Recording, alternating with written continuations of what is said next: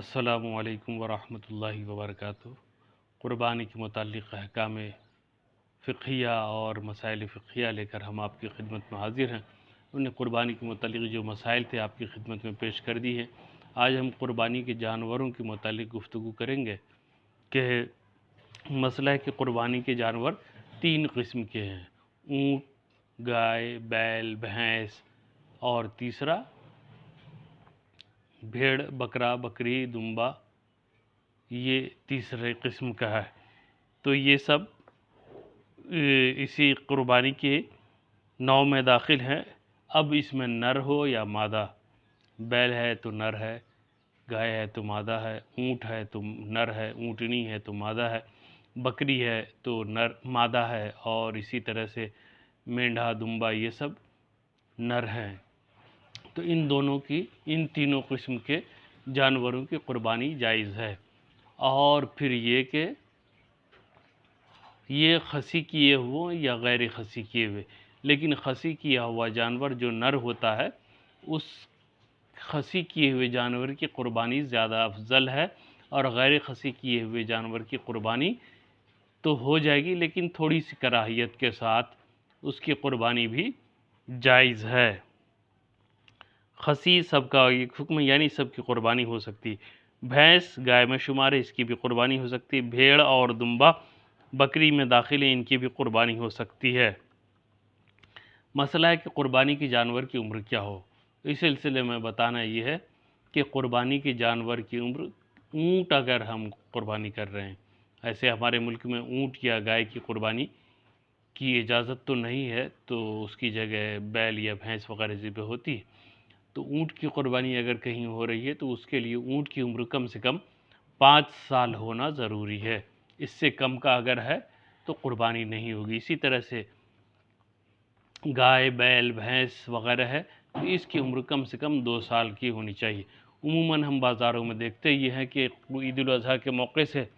ہر قسم کے جانور شہر میں موجود ہوتے ہیں اور فروخت کے لیے لائے جاتے ہیں۔ اس میں ہم ایسے بھی جانور دیکھتے ہیں جو بہت ہی لاغر و کمزور ہیں۔ ایسا جانور ہرگز نہ خریدا جائے، یا بیمار ہے یہ جانور بھی ہرگز نہ خریدا جائے۔ اسی طرح اگر 2 سال سے کم عمر کا جانور ہے بڑے جانور میں، تو اس کی بھی قربانی جائز نہیں۔ اب تاجر حضرات لاتے ہیں فروخت کرنے کے لیے، وہ جھوٹ بھی کہہ دیتے ہیں کہ بھئی یہ 2 سال کا جانور ہے، لیکن وہ فروخت کرنے والا بھی گناہ گار اور ہماری قربانی بھی نہیں ہوئی۔ اس لیے مکمل طور پر تحقیق کر کے مطمئن ہو جائیں کہ ہاں یہ واقعتاً 2 سال کا جانور ہے۔ اس کا ایک طریقہ یہ بھی بتایا گیا ہے کہ گائے یا بھینس کے یہاں جب بچہ ہوتا ہے یا اونٹنی کا بچہ ہوتا ہے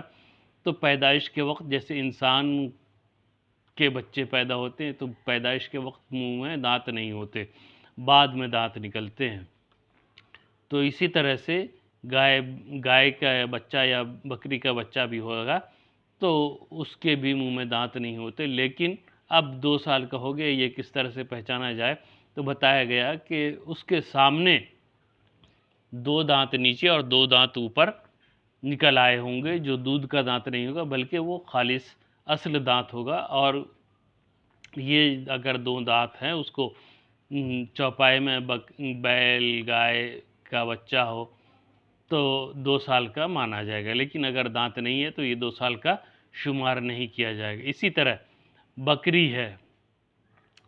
بکری، بکرا، مینڈھا، دمبا، ان سب کی عمر 1 سال ہونا ضروری ہے۔ 1 سال سے کم کا ہے تو پھر اس کی قربانی جائز اور درست نہیں ہے۔ ہاں، بھیڑ کا بچہ اتنا بڑا ہو کہ دور سے دیکھیں، حالانکہ حقیقتاً وہ 6 ماہ کا ہی ہے، لیکن دور سے دیکھنے میں وہ 1 سال کا لگتا ہے، تو پھر ایسی صورت میں ہم اس کی قربانی کر سکتے ہیں، یہ جائز ہے۔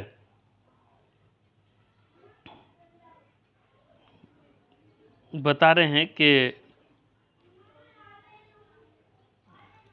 بکری کی قیمت اور اس اگر گوشت اگر گائے کے 7ویں حصے کے برابر ہو تو بکری افضل ہے، اور اگر گائے کے 7ویں حصے میں بکری سے زیادہ گوشت ہو تو پھر گائے افضل ہے۔ اسی طرح قربانی کے جانور کا عیب سے خالی ہونا چاہیے، اور تھوڑا عیب ہو تو قربانی ہو جائے گی مگر مکروہ ہوگی، اور زیادہ عیب ہو تو ہوگی ہی نہیں۔ جس کے پیدائشی سینگ نہ ہو اس کی،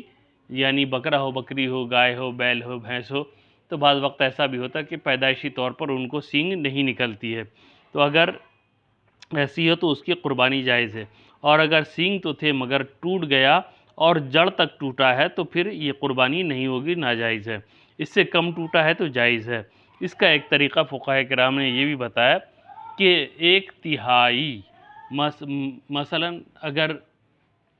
کان ہے تو ہم اسے اس طرح سے ناپ لیں گے 4 4 4، اگر 12 انگلی ہو رہا، اور اس میں اگر 4 انگلی یا 3 انگلی کے برابر کان کٹا ہوا ہے تو 3 انگلی کے برابر کان کٹا ہوا تو یہ قربانی جائز ہوگی، چونکہ یہ 1/3 سے کم ہے، یا 4 انگلی برابر اگر کٹا ہوا تو اس کی بھی قربانی جائز ہے۔ اسی طرح سینگ کو بھی ہم دیکھ لیں کہ سینگ کی کتنی لمبائی ہوتی ہے، اتنی بڑی سینگ ہے، اس کو بھی ہم 3 حصے میں تقسیم کر کے اگر ایک حصے تیسرے حصے میں تھوڑا کم یا بالکل تیسرے حصے کے برابر وہ ٹوٹی ہوئی ہے تو اس کی بھی قربانی جائز ہے۔ اسی طرح دم کو بھی ہم دیکھ لیں، مثلا دم 3 ہاتھ کی ہے تو اگر ایک ہاتھ سے کچھ کم کٹی ہوئی ہے تو اس کی قربانی جائز ہے، ہو جائے گی، یعنی 1/3 سے کم کٹا ہوا ہو یا ٹوٹا ہوا ہو تو اس کی قربانی جائز ہو جائے گی۔ مسئلہ بتا رہے ہیں کہ بھینگے جانور کی قربانی جائز ہے، اندھے جانور کی قربانی نہیں، اور جس کا کانا پن ظاہر ہو اس کی بھی قربانی ناجائز ہے۔ لاغر اتنا ہو کہ جس کی ہڈیوں میں مغز نہ ہو، اور لنگڑا جو قربان گاہ تک اپنے پاؤں سے نہ جا سکے، اور بیمار اتنا بیمار جس کی بیماری ظاہر ہو، اور جس کے کان یا دم یا چکی کٹے ہوئے ہوں، یعنی وہ عضو 1/3 سے، جیسا کہ ہم نے عرض کیا، زیادہ کٹا ہو، ان سب کی قربانی ناجائز ہے۔ اور اگر کان یا دم یا چکی 1/3 سے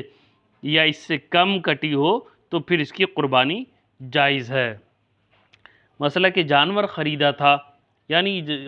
جانور کا جو ہے عیوب ظاہری سے پاک ہونا ضروری ہے، یعنی اس میں ظاہری طور پر کسی قسم کا عیب نہ ہو تو یہ بہتر ہے۔ تو جانور خریدا تھا، جس وقت خریدا تھا اس وقت اس میں ایسا عیب نہ تھا جس کی وجہ سے قربانی ناجائز ہوتی، بعد میں وہ عیب پیدا ہو گئے تو اگر وہ شخص مالک نصاب ہے تو دوسرے جانور کی قربانی کرے، اور مالک نصاب نہیں ہے تو اسی کی قربانی کر لے، یہ قربانی اللہ کی بارگاہ میں مقبول ہو جائے گی۔ شریعت نے اس کو جائز قرار دیا ہے۔ مسئلہ ہے کہ قربانی کرتے وقت جانور اچھلا یا کودا جس کی وجہ سے عیب پیدا ہو گئے تو یہ عیب مضر نہیں، یعنی قربانی ہو جائے گی، اور اگر اچھلنے کودنے سے عیب پیدا ہو گیا اور وہ چھوٹ کر بھاگ گیا اور فوراً پکڑ لایا گیا اور ذبح کر دیا گیا، جب بھی قربانی ہو جائے گی۔ قربانی کے لیے ضروری یہ ہے کہ یہ 3 قسم کے جو جانور بتائے گئے ہیں اسی کی قربانی کرنی ہے، اس کے علاوہ کوئی اور جانور قربان نہیں کیا جا سکتا۔ مسئلہ کہ قربانی کے جانور خریدا تھا لیکن مر گیا تو غنی پر لازم ہے کہ دوسرے جانور کی قربانی کرے، اور فقیر کے ذمے دوسرا جانور واجب نہیں۔ اور اگر قربانی کا جانور گم ہو گیا، ایام قربانی ابھی باقی ہیں، تو